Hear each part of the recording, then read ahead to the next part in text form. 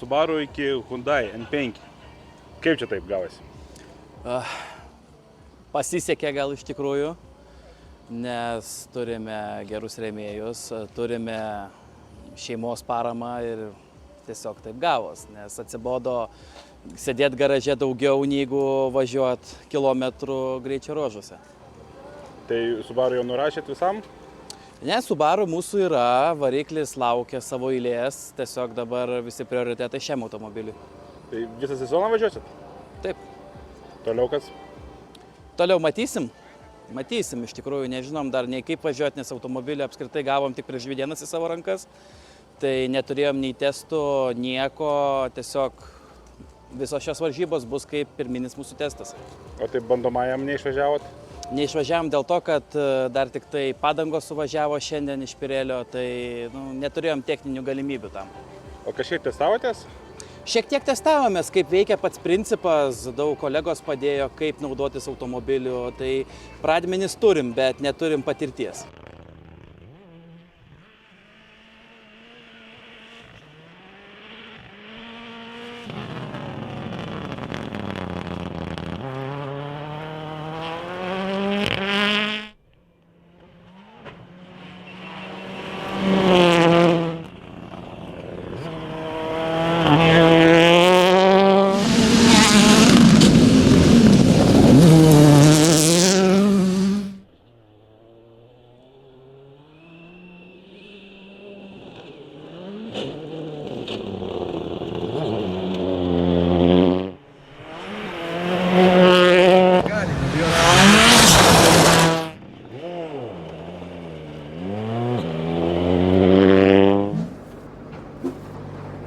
Pasakok, tiek meistrų prie mašinos, vėl kažkas ne taip?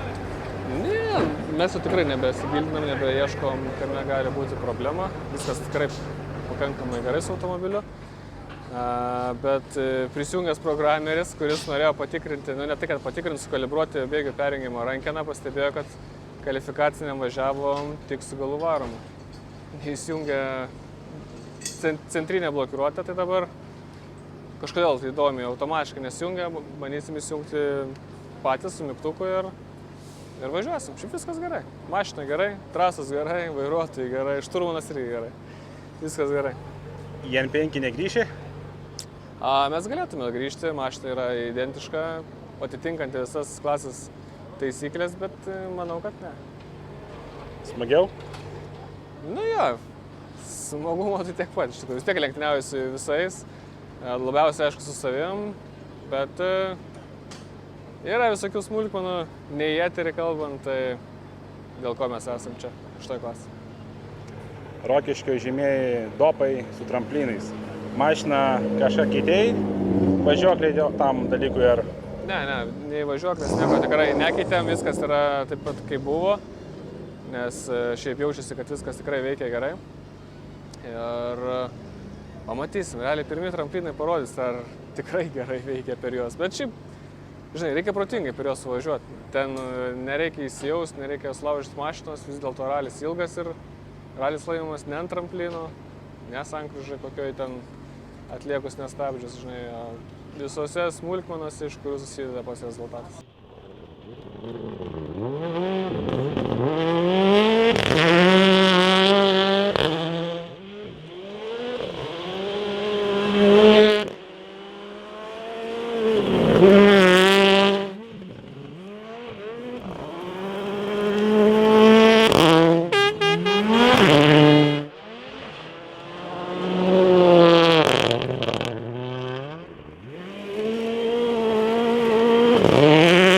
Kvalifikacija, kaip ten, kur tas Ankutins pabėgo?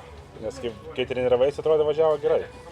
Ir kvalifikaciją važiavom, galvom, kad gerai. Ir finišavus netgi nesupratau, kur palikau tas sekundės, bet nuėjom dabar pas Roką Stepanavičių, sudėjo mūsų abudu važiavimus, logus ir pamačiau. Vieną posakį per lėtai užsirašiau ir pristabdžiau, kur nereikės stabdyti, tai tą ir turim. Rokiškio ralis su savo žymiais tramplinais per susirašymus, kaip jie atrodė? Šokami? Ar iš tikrųjų tokie baisus, kaip visi pasakoja? Šiemet, galiu pasakyti, mažiau tramplinų negu pernai. Atsirado pora naujų, toks 3 gal nauji. Tai, bet kažkurių nebėra tramplinų, nebeturima, aštrių labai, tai nėra jie labai baisus. Labai neaiškus 1-3 finiše tramplinas, tai toks man pasirodė per aštrus, tai turiu tokią nuomonę, kad galbūt nešokti, nes pirmas greičio ruožas, tai ten paskui galim pristiveikti reikalų, nes toks, man atrodo, neteisingas tramplinas pats iš savęs pagamintas. O jau tas garsus tramplinas karjera, tai už ką mes gavom ir baudos, tai mes jau jį pabandėm ir ten galim šokti. Tai buvo įdėta istorija, kas norėjo matė ir žino, kaip ten šoka. Mašinos reguliavimas skiriasi kažkiek, nes čia, jeigu tiek tramplinų yra. Truputį kietinam amortizatorius, kad nepramušinėtų. Kitose ralėse, kur nėra tiek tramplinų, tada nepramuša jų, o čia truputį pasikėtinė kai kurias pozicijas.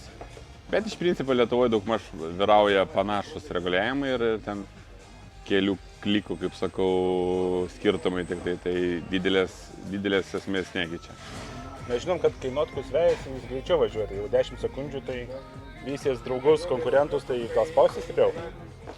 Suprantate, tas vėjimasis, tai dar čia nuotikas labai reikalas, yra psichologiniai dalykai, kai tu jauti, kad gali pavyti vėjasi, kai tau, žinai, nuotaka, jeigu liūdna, nieko nesivėjo, kai gali paspausti, paspaudžiamės visą laiką. Bet jau turėjom vytis nuo kvalifikacinio greičio ruožo, bet kažko tai dar nieks neįvyko. Dar neatsibūdęs?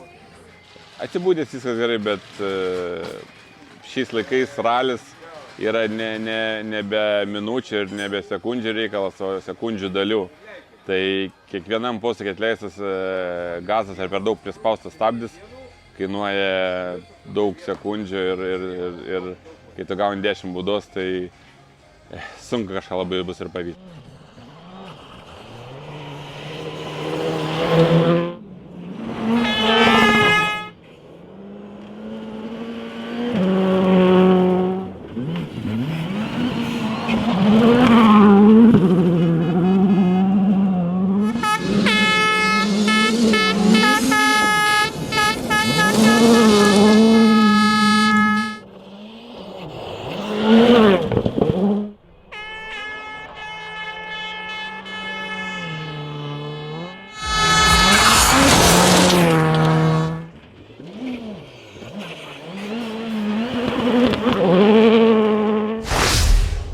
Kaip ten stabdžiai dingo ir stabdymo kelias? Kaip Škurmanas pasakojo? Kaip ten sako, specialiai skaičiau vėliau, kad vėliau stabdytų, kad greičiau posūkį pravažiuotų, bet nesigavo. Ne, juokauju, pirmų kartų kažkaip gal per daug optimistiškai, padanga dar šalta, tas ten toksai gruntas minkštas, vis tiek, tas mūsų toksai sportas vis tiek ieškai ribos, tai norėjosi pasižiūrėti, kiek vėlai gali stabdyti, kad paskui per kvalifikaciją patakot. Tai va, tai kažkaip taip, viskas gerai. Tai klaida pasinaudojot? Be abejo. Antrą ir trečią kartą turėjo tikrai atrodyti geriau. Jūsų automobilis, kažką tobulinot? Minimaliai, man atrodo, kad jisai pakankamai greita mašina, tiesiog yra irgi labai daug reguliavimo, tų vadinamų niuansų. Tai tiesiog reikia rasti etapą, kad driveris pasitikėtų mašiną, kad jam būtų vadinamas tas ir saugumo jausmas, ir greičio jausmas ir taip toliau. Tai vieni mėgsta, kad tas priekis būtų toksai, jisai labiau klausytų, kiti mėgsta, kad galas biški labiau čiuoštų. Tai su šitom mašinom privalumas tas, kad tau visą tą emociją tu gali pasidaryti iš reguliavimo, iš stabilizatorių, iš aukščių, iš spiroklių kietumo ir taip toliau. Tai čia toksai gaunasi vėl atskiras mokslas, nes visą laiką, žinai, bandai, gal taip geriau. Finale tai žiūri, kad ar taip, kad greičio ruožo ten per testus įveikimo laikas tas pats, kad ir ten daug tų pakeitimų, bet sakau, yra kitas jausmas, kad driverio jausmas būtų. Ir va tas rast, kad driverio jausmas, va, man taip geriau, tai yra ta psichologija, jisai tada tiki, kad gali važiuoti greičiau. Apie Rokiškio ralį per susirašymus daug šoksit? Tie, kaip sakyti, jie ne gamtos sukurti tramplinai, jie visą laiką, aš tai suprantu, ir organizatoriaus pusės visą laiką jisai nori padaryti tą renginį ko patrauklesnį, ko įdomesnį žiūrovam, medijai ir taip toliau, kad tų kadrų gerų būtų. Faktas, tu nepadarysi idealiai. nes daug bandymų reikia, kažkas pasibandė ir gavo 10 sekundžių baudos, nors iš tikrųjų gal, kaip sakyti, ne baudos reiktų duoti, kaip tik pagirti, kad kažkas laužo savo mašiną ir bando kaip to šolė, ar įmanoma įveikti ten ar neįmanoma. Tai aš, kaip sakyti, žiūriu gal tolerantiškai šitą visą reikalą. Faktas, tie dirbtiniai tramplinai, gal jie, visada labiau pavojingi negu gamtos sukurti. Nes, ten gal gamtos būna sukurtas tas reljefas, tu tiesiog žinai, kad kiekvienais metais taip ir ne kitaip. O čia, žinai, tas dirbtinis tramplinas, vienais metais greideris taip pravažiavo, kitais metais taip greideris pravažiavo, kampas pasikeitė, viskas. Jau tau visiškai ta mašina leidžiasi kitaip. Bet vėl reikia suprasti vieną dalyką. Ant šuolio tu ralio nelaimėsi. Tiesiog gali pralaimėti. Ir, tiesiog pasirinkti ant tą greitį tokį, kad geriau gal prarasti ant tą 0 kažkiek tai sekundės, bet, pasibandyti ir tada antrą kartą, jeigu matysi, kad per mažai dadėsi. Tai jūsų važiuoklės nustatymai šitam raliui, kai daug šuoliuojama.